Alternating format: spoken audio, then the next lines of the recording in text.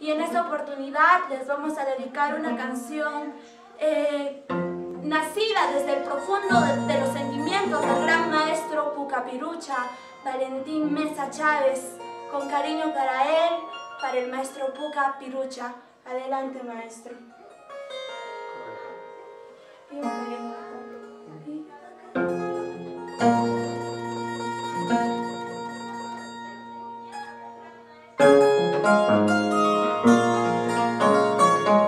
Para aquellas mamitas de la tercera edad, para aquellos papitos que trabajaban duro en la chacra para llevar la comida a casa, para mi mamita Regina Guamán y para mi mamita querida Carmen Joco Molina.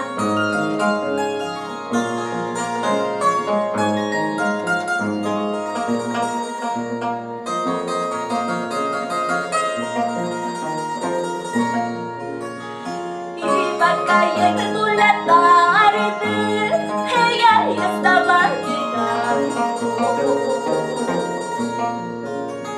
Se aproximaba la noche, él también iba llegando.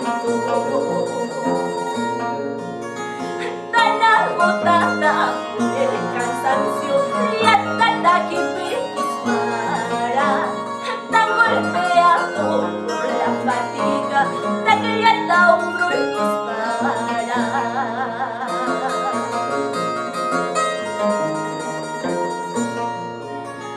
Con el canto de las aves no se enseñaba la vida, señalando las hormigas nos hablaba del futuro.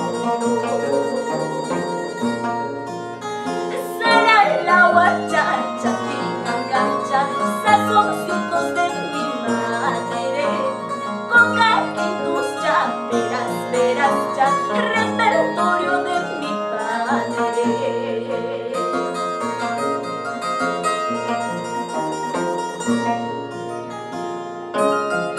Ahora en pueblos ajenos no hallo tus enseñanzas, ahora en tierras ajenas me hacen falta tus consejos.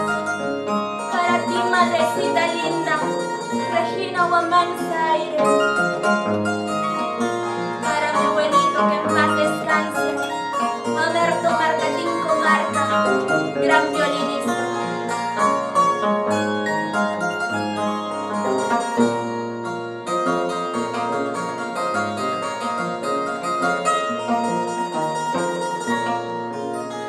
Ahora en tierras ajenas no hay tus enseñanzas, ahora en pueblos ajenos me hacen falta tus consejos. Vida